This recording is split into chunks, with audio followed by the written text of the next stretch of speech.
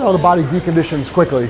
Luckily, my mind hasn't deconditioned quite as rapidly, because when I come in here, I'm ready to train, even though I'm not able to do everything I want to do. I'm not able to do a lot of things that I want to do, but that's the way it is right now. Yeah, even if my strength is decreased, when I do a set, I pretty much bring it to the end. I don't I don't stop short of not being able to do another rep. I don't know if that's good, but that's just it's the way I've trained for so long. It's hard to stop doing that. I'm still trying to pretty much figure all this out in terms of what I can make happen while in a wheelchair, or if I'm going to get out of it, what's accessible, what's not. But I'm just so happy to be here and do something. I mean, keep in mind, I know I'm a pro bodybuilder and I've trained in this awesome gym for so many years now. But I started out as somebody who, trained in my basement with very basic stuff. And, something that I learned back then was, if you can do a movement and you can get tired doing it, you're working something. So, if I'm doing pullovers from my wheelchair and it's really not the way that I would normally do it and it's kind of constricted or whatever, eventually doing it, I'm going to get tired. I'm not going to be able to do another rep. That means I must have trained a muscle or muscles. So, look, shit's not always the way you want it to be, but you focus on what you can do, not what you can't do. And look, if anybody should be frustrated, it's me, because I go from squatting, 405 for 15 reps at the end of my leg workout the week before, to now being faced with the fact that, I really can't do shit for my legs. But I don't take it as a blow to my ego or something that I'm gonna let frustrate me and say, well, you know what? I can't do it the way I want to do it. I'm not gonna go to the gym at all. No, fuck that, man. It's better to go to the gym and do something than to sit home on your ass and do nothing. Yeah, it's not perfect, but go, do something. If I couldn't make it here, shit, I'll buy some plastic-coated rubber weights or some shit for my house. I'll do something. Because I can't sit around and do nothing. Even if it's in a limited capacity, it could be just a total coincidence, but even just in the few days that I've been back in the gym, my knee feels a little bit better. Probably from all the blood, circulation. So I'm just really,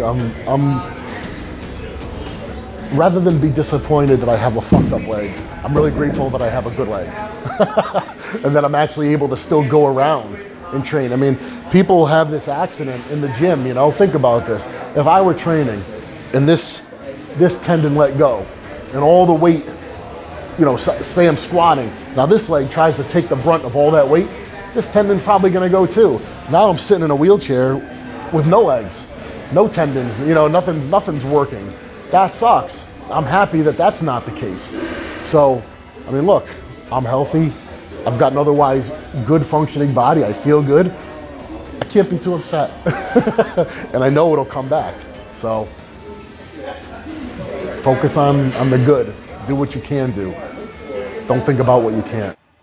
Just when you're used to seeing someone every single time you come to these events, and when they're not here, you feel like there's something missing. So, a 300-pound man is a big deal. So yeah, I feel bad for Evan.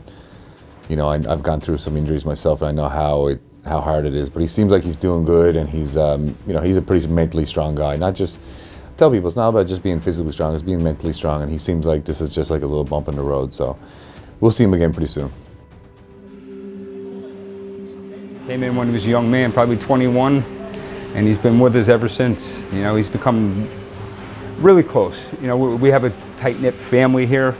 And Evan fits right in as like one of my bigger, younger brothers. So he fits right in with us, and he's a good guy. Evan's a good, solid man.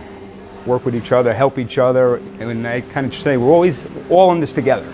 So let's enjoy the ride. Let's work with each other and at least help each other and enjoy ourselves. And obviously there's going to be bumps along the way, some curveballs, and as Evan has just experienced, some adversity along the way. And I think Evan's going to be a perfect example.